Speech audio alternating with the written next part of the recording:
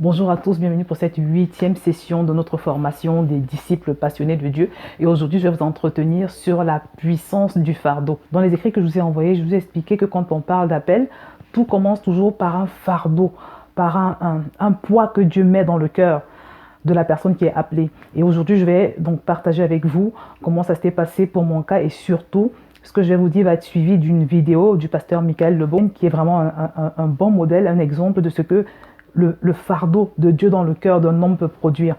Dans ce qui me concerne, je me rappelle que c'est environ, on va dire 3-4 ans après ma conversion que j'ai commencé à ressentir un penchant pour les âmes du Seigneur, un penchant qui me poussait à vouloir voir toute personne qui ne connaissait pas Jésus sauvée. Je voulais en fait que les gens vivent ce que moi j'avais vécu, la libération que j'avais vécue. Et c'est parti du fait que pendant que j'étais inconvertie, pendant que je ne connaissais pas Jésus, je souffrais beaucoup en fait. Et c'est une souffrance qui était tellement profonde, c'est-à-dire que le vide de Dieu à l'intérieur de moi était tellement fort, je l'ai ressenti de manière tellement forte et c'était accompagné de beaucoup de douleurs, beaucoup de souffrances, beaucoup d'envie de suicide, par exemple, de disparaître de ce monde, que quand le Seigneur m'a libérée et que j'ai commencé à avoir la paix en Christ, la paix de Christ, je me suis dit que vraiment, il fallait que je fasse quelque chose pour toutes les personnes qui étaient dans l'état où j'étais avant de me convertir. J'ai commencé à éprouver une sorte de compassion très forte. Parce qu'à chaque fois, je me rappelais de l'état dans lequel j'étais avant ma conversion. Parce que j'étais vraiment... je ne peux même pas vous exprimer, je ne peux pas vous décrire dans quel état j'étais. Et à chaque fois, quand je pensais que sur la surface de la terre, il y avait des gens comme moi, des gens qui étaient aussi désorientés, aussi perdus que moi, aussi perturbés, aussi remplis d'envie suicidaire. Je me disais non, il faut que je fasse quelque chose pour ces gens-là. Il faut que je leur dise que c'est possible d'avoir la paix. Il faut que je leur dise que c'est possible de se rattacher à sa source de vie et de voir la lumière jaillir au milieu de ces ténèbres. Donc c'est comme ça que j'ai commencé au début, avant VTV, j'ai commencé à évangéliser partout où j'allais. C'est-à-dire à chaque fois que je me retrouvais dans la présence d'une personne qui ne connaissait pas Jésus, il fallait que je lui parle de Jésus. Dans le train, je parlais de Jésus aux gens. La personne qui était assise à côté de moi, je trouvais toujours le moyen de commencer la conversation et d'aborder le sujet de Dieu en fait. Au marché, j'évangélisais les vendeurs, j'évangélisais toutes les personnes que je trouvais. En fait, il n'y avait pas un seul endroit où je ne partageais pas ma foi. Parce qu'à chaque fois que je voyais une personne et que je me rendais compte qu'elle n'avait pas Jésus, je me disais non, il faut que je lui dise qu'elle peut vivre autrement, elle peut vivre notre vie. Donc c'est comme ça que ça a commencé à se manifester au niveau de mon église locale, l'église que je fréquentais. J'étais également très soucieuse que les personnes qui arrivaient nouvellement dans l'église soient bien accueillies, qu'elles se connectent au Seigneur, que vraiment elles aient envie de continuer, de poursuivre leur marche avec le Seigneur. Parce que ce n'est pas parce que quelqu'un vient dans une église et accepte Jésus que forcément elle va persévérer. Il y a beaucoup de gens qui viennent, qui acceptent Jésus et qui ne persévèrent pas. Et qui ne reviennent pas, qui retournent à nouveau dans le monde. Donc je faisais en sorte de m'assurer que ces personnes se sentent bien dans l'église. Je les appelais, j'essayais de les aider dans les problèmes, les défis qu'elles pouvaient traverser. Et c'est comme ça que vraiment, progressivement, j'ai commencé à faire mon œuvre d'évangélisation. Je me rappelle qu'il y a un homme un jour qui m'a fait une remarque que je n'oublierai jamais. C'est un homme qui était de passage dans notre église. En fait, il était pasteur, il venait d'arriver en France et il voulait épouser une fille de l'église. Donc, il avait fréquenté notre église pendant plusieurs dimanches et quelquefois il était là en semaine. Et le dernier jour où il est venu à l'église, il m'a appelé, il m'a dit qu'il voulait me parler. Il m'a dit, tu sais, Josiane, avant de quitter cette église, je voudrais te décerner la palme d'or de l'accueil dans cette assemblée. Et quand je lui ai demandé pourquoi, je pense qu'il ne m'a pas vraiment expliqué. Il m'a fait un grand sourire et il est reparti. Mais ça m'a marqué. Et quand j'ai essayé de réfléchir, je me suis souvenu que, en fait, c'est vrai qu'à la fin du culte, à la fin des réunions en semaine, par exemple, ce que je faisais d'habitude, c'est que j'allais voir toutes les personnes, les nouveaux de l'église. Je commençais toujours par les nouveaux, j'allais les voir, j'allais prendre de leurs nouvelles, les saluer, les embrasser et tout. Et je le faisais systématiquement avec lui et avec tous les autres nouveaux. Et c'est vrai que je ne voyais pas forcément les gens de l'église, les autres personnes de l'église le faire. Vous savez, dans l'église, on n'est pas toujours conscient de l'importance de bien accueillir les nouveaux, même s'ils sont déjà dans la foi. On n'est pas conscient de ce que ton sourire seulement peut aider quelqu'un, apporter la joie dans la vie de quelqu'un. Ton sourire, ta gentillesse, ta serviabilité peut renforcer la foi de quelqu'un. Ça peut lui donner envie de se rapprocher de Dieu, d'en savoir un peu plus en ce qui concerne ce Dieu dont il est question. Je me suis souvenu que c'est vrai qu'il n'y avait pas grand monde qui s'intéressait aux âmes dans l'église. Donc c'est ce fardeau que j'ai toujours eu, et pour en venir au fameux message dont il va être question dans quelques minutes, la première fois où j'ai écouté ce message du pasteur Michael Lebeau, vraiment, j'ai été bouleversée. J'avais déjà reçu la vision de mettre sur pied un blog et une chaîne YouTube et tout ça, mais je tardais à passer à l'action jusqu'à ce que j'écoute ce message de Michael Lebeau sur les âmes, et je vous assure que quand je l'ai écouté, franchement, j'ai senti une grande urgence de vraiment passer à l'action. Et je me rappelle que j'avais écrit un message à Michael Lebeau. Ce que je vous raconte date d'environ 2012. Donc j'ai écrit un message à Michael Lebeau pour lui demander si je pouvais utiliser ce message pour évangéliser. Donc il m'a donné son OK. Je me rappelle que j'avais gravé le message sur les CD et je l'avais distribué à un maximum de personnes dans mon église, dans ma famille, parmi mes relations, parmi mes amis. C'était la façon que j'avais d'évangéliser à l'époque, parce que je n'avais pas encore Vie TV, je n'avais pas le blog, je n'avais rien. Donc j'évangélisais comme je pouvais avec ma bouche, avec tout ce que je pouvais trouver. J'allais à la librairie chrétienne, j'achetais des traités et j'en distribuais également au maximum. Et c'était ma façon vraiment de partager ma foi, ma façon de vraiment aider les gens à connaître Dieu, à connaître Jésus. Et parlons donc de ce message que je vais vous présenter tout à l'heure. Le pasteur Michael Lebeau, vraiment, c'est l'expression de ce que le fardeau de Dieu peut faire dans le cœur d'un homme. Parce que, vous allez le voir, hein, il s'est retrouvé dans sa chambre un jour et puis il a été saisi. Ce qui s'est passé, c'est que Dieu lui a fait ressentir ce que il avait, les sentiments qu'il a dans son cœur. Parce que Dieu a son cœur brisé pour les âmes. Le cœur de Dieu saigne, si je peux dire ça comme ça, par rapport à toutes les âmes, toutes les personnes qui vont chaque jour en enfer.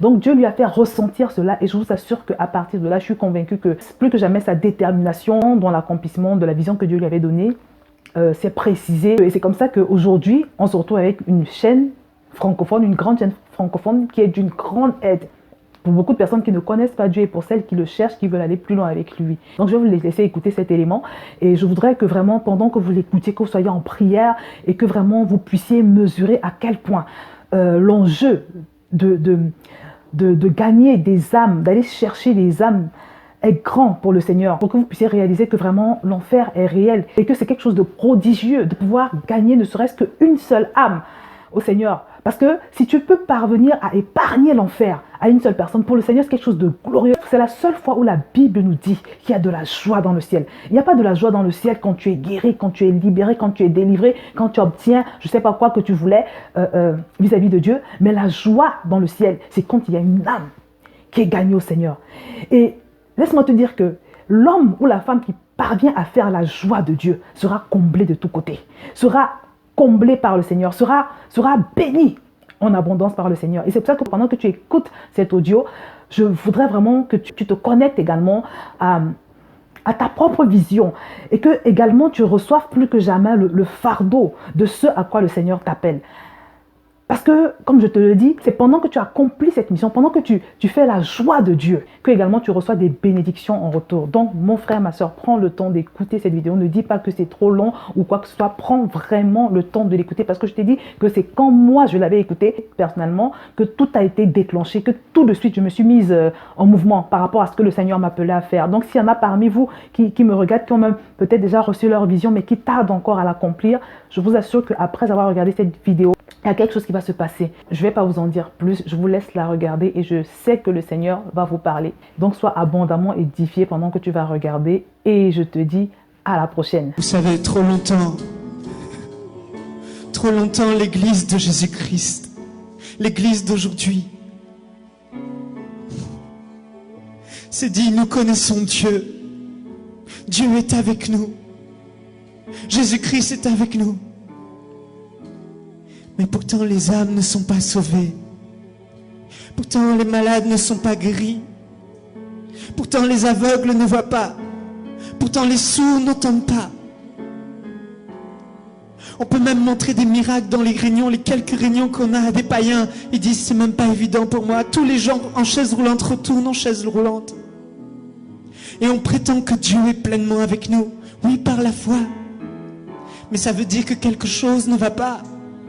Parce que quand Jean-Baptiste a douté que Jésus était Christ, dans sa prison, et il a envoyé ses disciples, il a dit, allez demander à Jésus s'il est réellement celui qui devait venir. Et ses disciples de Jean-Baptiste sont allés vers Jésus, et ils ont dit, Jean-Baptiste en prison, demande si réellement tu es celui qui devait venir, si tu es le Fils de Dieu, le représentant de Dieu sur la terre.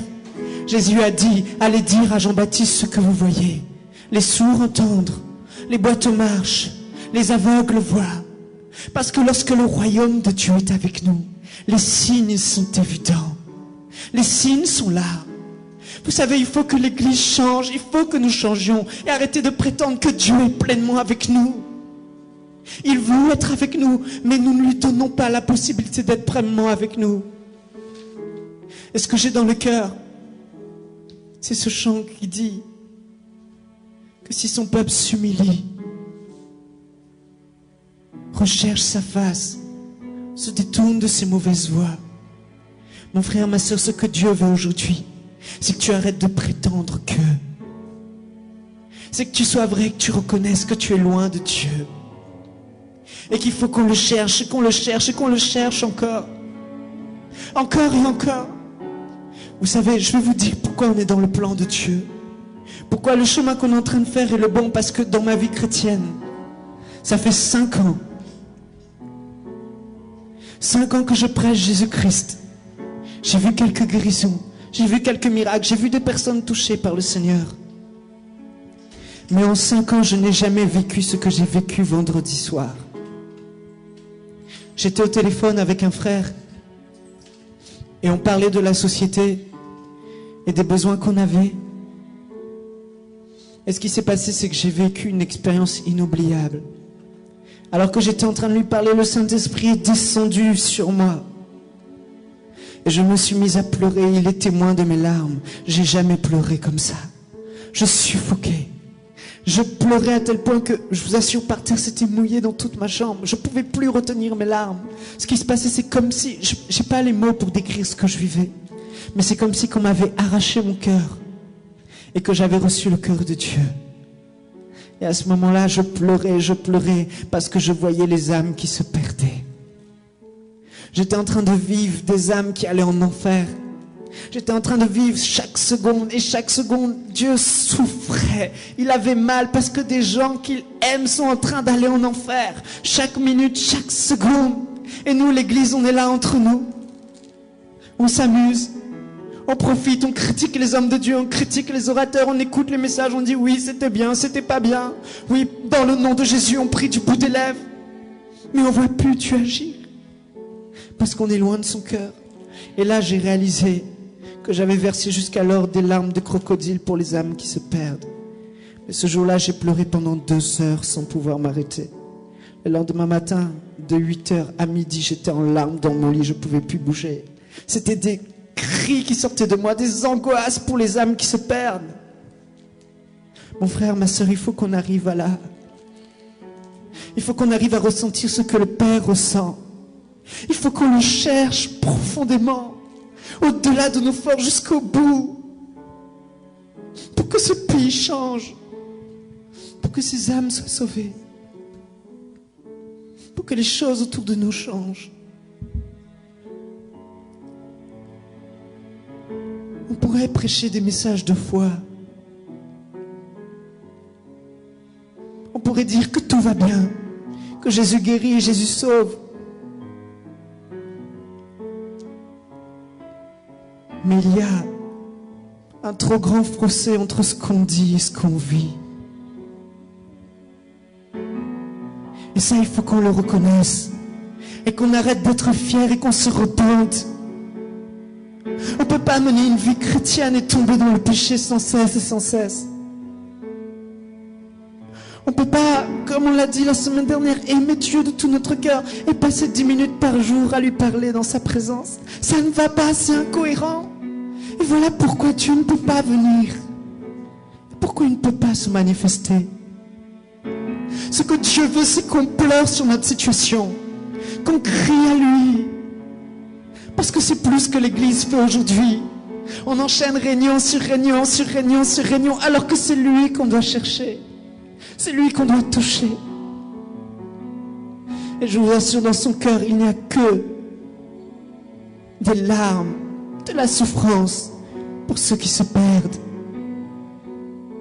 Dieu cherche un homme, une femme qui se tiennent à la brèche, qui prie, qui donne tout ce qu'il a, son temps, ses larmes. S'il m'a montré ça, c'est pour une chose, c'est pour que je fléchisse le genou et que je crie à lui chaque jour, chaque soir pour lui dire, Seigneur, interviens, il faut que ça change. De nous-mêmes, on ne peut rien, strictement rien faire. Mais lui, il peut, par la puissance qui agit en nous, faire infiniment au-delà de ce que nous pensons et demandons. Mais si il n'y a pas de changement au-dedans de nous, si on ne change pas notre mentalité, si on se dit que tout va bien, qu'on ne reconnaît pas notre état devant Dieu, ça ne changera pas. Examine ta vie.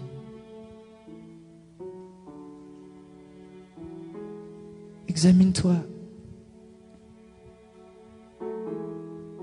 Dieu n'est pas toujours là à nous donner des paroles d'encouragement. Dieu nous dit, n'êtes-vous pas capable de veiller 1 heure avec moi?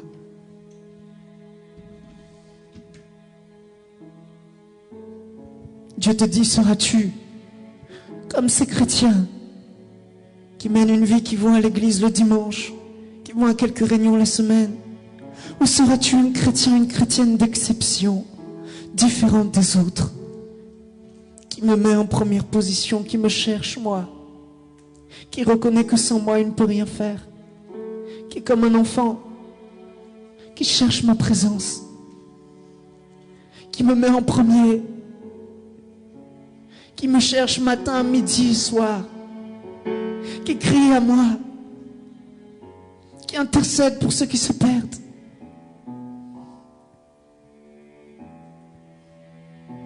Nous sommes loin d'arriver à là où Dieu veut nous amener.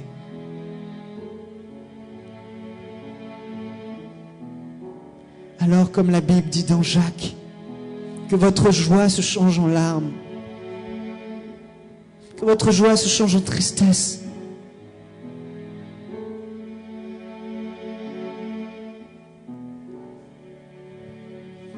Il faut que l'Église se repente.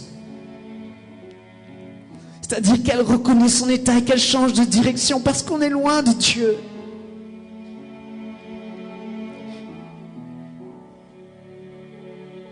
Si ce n'est pas toi qui fera la différence, qui fera? Ça fait des années qu'on attend un évangéliste américain qui vienne, qui sauve ce pays. Mais ce que Dieu ne veut pas, c'est pas un évangéliste américain. Il veut que nous, les Français, nous crions à lui. Nous le cherchions pour ces âmes qui se perdent. Et de réunion en réunion, on doit le dire. On doit arrêter de se réjouir de notre état, de vivre notre petite vie chrétienne misérable. Dieu n'a pas toujours des paroles encourageantes. Dieu a son cœur brisé pour les âmes. Il a mal. Il veut sauver ces gens. Saint-Esprit, s'il te plaît, aide-nous à avoir cette révélation de ceux qui se perdent, de la perdition, de la souffrance éternelle. Ton père qui va en enfer pour toujours, ta mère qui va en enfer pour toujours, tes amis, ceux qui t'entourent, tes voisins, voilà ce qui compte pour Dieu. Voilà pourquoi nous devons payer le prix de notre vie et être dignes de Jésus-Christ pour ça, pour gagner des âmes, pour gagner des âmes. Mais sans lui, on ne pourra sauver personne. Voilà pourquoi on doit le chercher. Et ça passe par une repentance. La repentance, c'est quoi? C'est jusqu'alors, Seigneur, nous nous sommes tenus loin de toi. Jusqu'alors, nous n'avons pas fléchi le genou comme il fallait qu'on fléchisse. Certes, nous allons de progrès en progrès, mais il faut encore aller plus loin. Il faut le chercher. On peut prêcher des messages merveilleux sur Élisée qui guérit Naaman, sur Jésus qui ouvre les yeux des malades. Mais le message de Dieu pour cette année, pour son peuple, c'est: cherchez-moi. Je suis la source de vie. Je suis la puissance qui agit en vous. Mais si vous ne me touchez pas, je ne peux pas vous toucher. Frappez et l'on vous ouvrira. Cherchez et vous trouverez. Je me laisserai trouver par ceux qui me cherchent de tout leur cœur. Ma soeur, mon frère, repens-toi. Demande-lui encore pardon, pas pour rester dans la condamnation, mais pour prendre les bonnes décisions.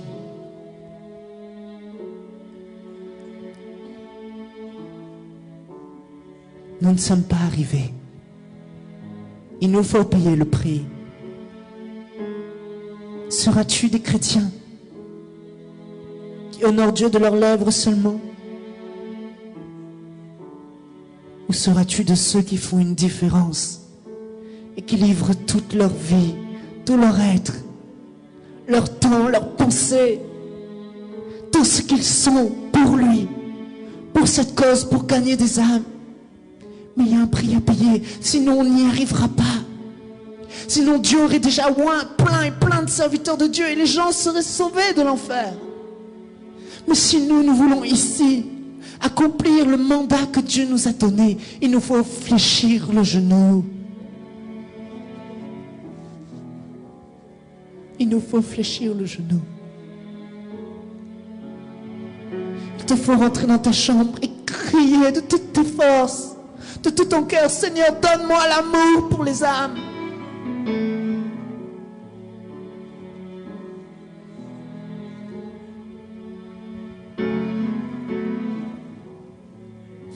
Si Christ est allé sur la croix, c'est parce qu'il ne voulait pas que toute éternité tu passes dans un lieu de tourment et de souffrance. Il n'y a que le Saint-Esprit qui peut amener la révélation de l'enfer, des âmes qui se perdent. Alors demande-lui: Saint-Esprit, ouvre mes yeux, afin que j'ai la force de prier, afin que j'ai la force de tirer un trait sur ma vie, afin que j'ai la force de tout te donner, absolument tout, sans rien retenir.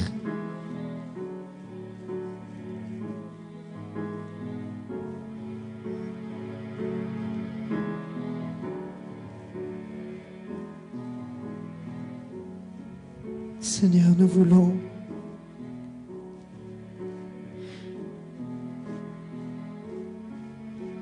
voir cette nation sauvée. Si nous sommes là, c'est pour chercher ta face, Père. C'est pour que tu nous parles et que tu nous aides.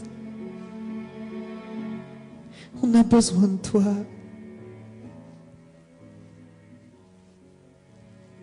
Seigneur, nous reconnaissons que sans toi, nous ne pouvons rien faire. Ce n'est pas par notre force, par nos efforts, que nous y arriverons.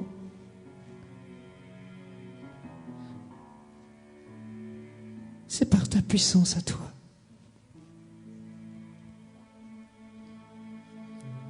Aide-nous, s'il te plaît, à dominer sur la chair et à payer le prix. Aide-nous, s'il te plaît, à avoir la révélation des âmes qui se perdent. Ouvre nos yeux, ouvre nos cœurs afin qu'on arrête d'être égoïstes, afin qu'on arrête de mener une vie chrétienne fixée sur nous-mêmes, nos projets, nos ambitions, notre réussite, alors que ton cœur n'y est même pas. Ton cœur brûle pour ceux qui se perdent.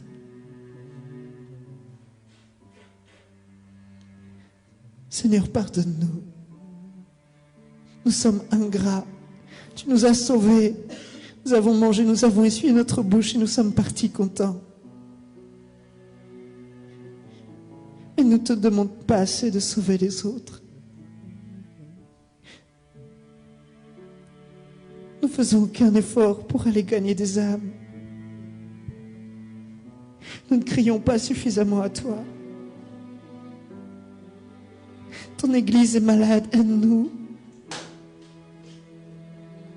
Aide-nous, Seigneur, à revenir à toi. Aide-nous à t'aimer véritablement. Aide-nous à ressentir ce que tu ressens. Il faut que tu pries, ta prière est efficace.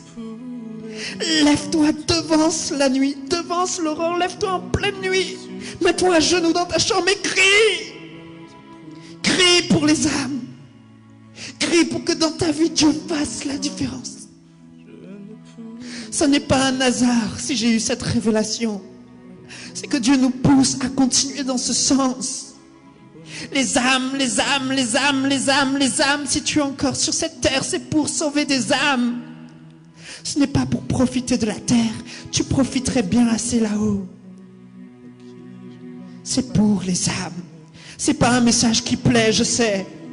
Mais c'est pourtant le message qui est dans le cœur de Dieu. Fais don de ta vie pour les âmes.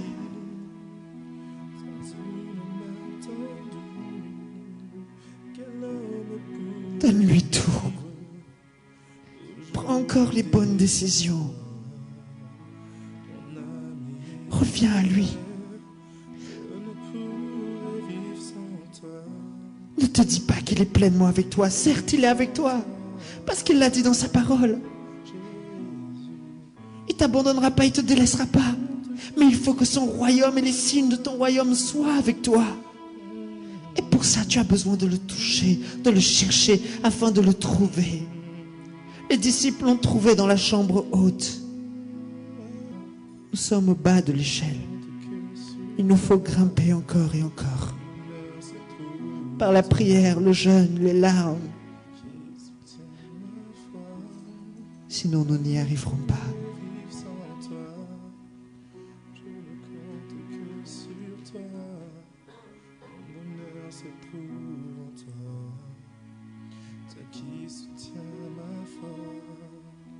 Si tu fais ce pas vers lui, Dieu te fait la promesse, dans sa parole, de venir te rendre visite personnellement dans l'intimité. Si tu le cherches avec persévérance, il te fait la promesse qu'il viendra et il deviendra vraiment, vraiment réel. Tu peux voir Jésus. Tu peux le sentir. Mais Jésus ne se révélera qu'à ceux qui le cherchent de tout leur cœur, de toute leur force et de toute leur âme. Moi, je cours. Ceux qui veulent me suivre dans cette course, ils me suivront. Je ne veux pas courir derrière les prophéties, derrière une vie chrétienne qui tourne en rond. Je veux courir derrière lui. Je veux le toucher. Je veux plus de lui. Afin d'être utile sur cette terre entre ses mains. Afin d'être un vase utile.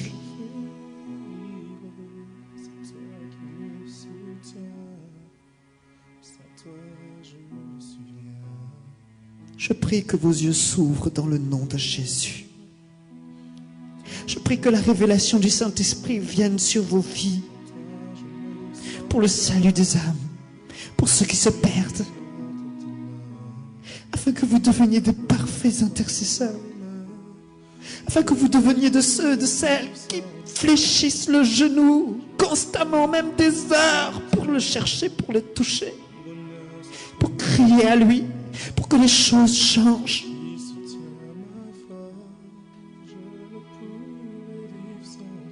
Revenons à lui. Cette relation pour un homme, un seul homme, qui a la foi, qui le cherche, qui s'attend à lui. Dieu est capable de passer au-dessus d'1 million de personnes pour toucher cet homme. Seras-tu celle? Seras-tu celui qui dans l'intimité fera déplacer Dieu, comme Marie a fait déplacer Jésus avant qu'il monte vers le ciel, avant qu'il aille apporter son sang? Seras-tu de cela? Seras-tu de ceux qui mènent leur vie pour leur propre vie, qui suivent leur propre voie? Oui, il y a un message dans le cœur de Dieu pour toi, les âmes, les âmes, les âmes, les âmes, les âmes, les âmes. Je veux faire de toi un gagneur d'âmes. J'ai besoin de tes prières. J'ai besoin de tes larmes. J'ai besoin de tes cris. J'ai besoin de toi pour intervenir ici-bas. Sinon, je t'aurais repris le jour où tu es né de nouveau. Mais si je t'ai laissé, c'est pour que tu répondes à la vocation que je t'ai donnée, d'aller et de prêcher l'évangile par toute la terre. Ceux qui croiront seront sauvés. Voici les signes qui accompagneront. Mais il a dit ça à des gens qui le cherchaient. C'est sa volonté. C'est son désir suprême. Arrêtons. Arrêtons de croire qu'avec le peu qu'on lui donne, il pourra faire quelque chose. Donnons-lui tout. Dieu n'est pas bête. Dieu n'est pas bête. Dieu est une personne. Il y a des gens, ils viennent dans l'église, ils donnent des centimes devant Dieu. Qu'est-ce que vous voulez que Dieu fasse avec ça? Ils ne mettent pas leur cœur. Il y a des gens qui viennent dans la prière, ils prient 10 minutes et ils courent, ils partent. Qu'est-ce que vous voulez que Dieu fasse avec ça? Mais si tu veux qu'il vienne te rendre visite, si tu veux tomber dans sa présence, dans l'intimité, pleurer sur ta face, être visité, il faut une dimension supérieure. Il faut une dimension supérieure. Ça commence par la repentance. Repens-toi de la pauvre vie chrétienne que tu as menée jusqu'alors devant lui. Et reviens à lui de tout ton cœur. Lève-toi en pleine nuit juste pour l'adorer. Juste pour lui dire que tu l'aimes. Juste pour lui dire que tu es là. Qu'il est l'objet de toutes tes pensées. Souviens-toi de ton premier amour. Souviens-toi du premier amour que tu avais pour la première fille que tu as aimée ou le premier garçon que tu as aimé. Cet élan dans ton cœur, au point que tu ne dormais pas la nuit avant de lire ses lettres, avant de l'appeler par téléphone, au point que chacune des paroles qui te disaient résonner dans ta tête, brûlait dans ton cœur, te donnait un élan et une joie. Souviens-toi de ça. Je vous assure que si nous aimons et nous arrivons à aimer Dieu à ce point, il va se déplacer pour nous. Mais si nous restons à l'adorer du bout des lèvres, nous n'y arriverons pas. Nous ne pouvons, dans ces réunions que nous faisons de préparation, que le chercher. Que va-t-on donner au monde si on n'a rien reçu? Des belles paroles? On va être découragé, on va partir. Mais si nous recevons quelque chose dans l'intimité avec lui, nous leur donnerons ce que nous avons reçu. Si Moïse est descendu de la montagne avec un message, avec la loi, c'est parce qu'il est resté 40 jours et 40 nuits dans le froid à chercher Dieu dans l'intimité. Et il a reçu son message sur la montagne. Si Jésus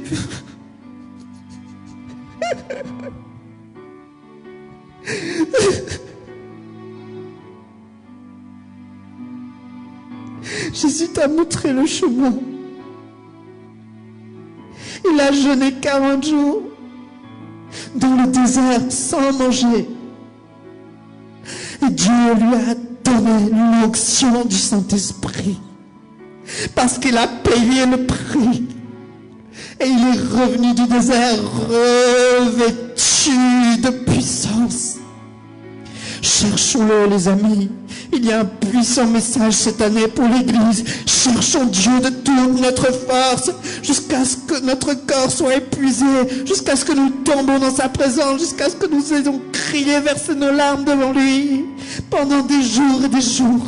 Et nous reviendrons du désert revêtus et nous aurons reçu quelque chose et nous le donnerons aux païens et ils croiront. Alors l'aveugle verra et le sourd entendra. Alors les situations seront réellement changées. Mais regarde ta vie aujourd'hui. Et peux-tu dire réellement que le royaume de Dieu, la plénitude de Dieu est avec toi? La réponse est non. Parce que nous ne l'avons pas encore touché. Jésus nous a montré l'exemple. Chaque fois que la puissance de Dieu diminuait, il retournait dans le lieu d'intimité, le lieu secret du Père. C'est là qu'il t'enseigne, c'est là qu'il te parle. Vendredi soir, il m'a parlé, il m'a dévoilé son cœur. Mon cœur, Michael, souffre pour ceux qui se perdent.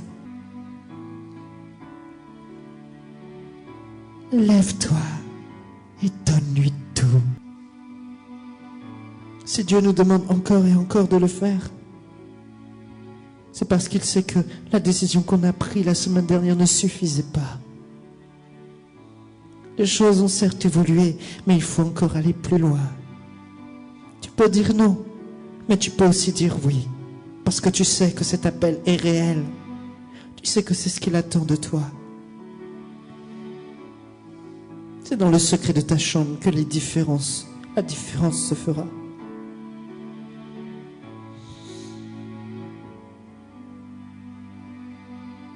Prions. Prions. Père, nous nous tenons en vérité devant toi. Nous reconnaissons que nous ne menons pas une vie telle que tu veux que nous menions, que nous retenons certaines choses dans nos vies.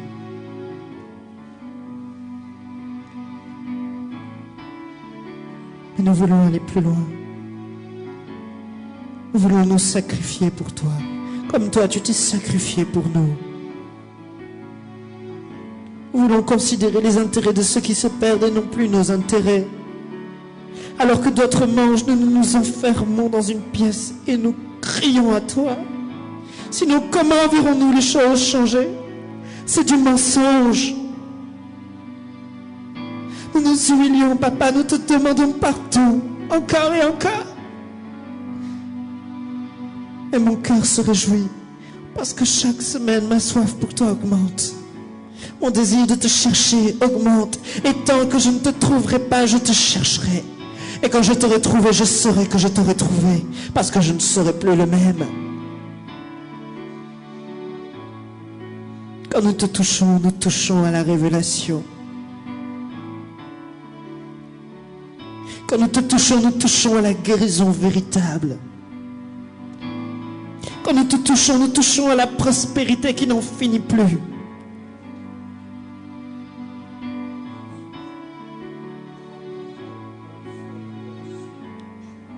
Prie, mon frère, prie, ma soeur. Prends la décision. Encore, bats-toi. Bats-toi pour l'évangile. C'est pas un jeu. C'est pas un jeu, les âmes qui se perdent, c'est le plus grand enjeu qui compte. C'est la chose la plus importante. Certains pensent que c'est avoir une famille et des enfants. C'est humainement la chose la plus importante. Mais en esprit, dans le cœur de Dieu, ce qu'il veut, c'est les âmes. Et il ne regarde pas à ta tête pour t'utiliser. Il regarde à votre relation. Paul disait que Dieu m'a estimé fidèle pour me donner le ministère. Dieu s'est choisi en David un homme selon son cœur. Je ne crois pas, plus je lis la Bible, que Dieu choisit des hommes au hasard, non. Et que Dieu utilise des hommes au hasard, non. Il utilise des gens qui sont intimement liés à lui, qui ne font qu'un avec lui. Et nous ne faisons pas un, sinon les choses seraient différentes. Jésus faisait un avec le Père. Cherchons encore. Vraiment, oublie ces futilités. Oublie la télé. Oublie ces bêtises. Oublie les disputes. Oublie les querelles. Les âmes meurent. Oublie. Laisse de côté les choses vaines. Et cherche ton Dieu. Il se laisse trouver par ceux qui le cherchent. Père, nous revenons à la maison. Et nous désirons sauver les enfants qui se sont perdus. Nous désirons qu'ils deviennent nos frères et sœurs aussi. Et qu'ils aillent au ciel à tes côtés, loin de la souffrance éternelle. Ouvre nos yeux, Saint-Esprit.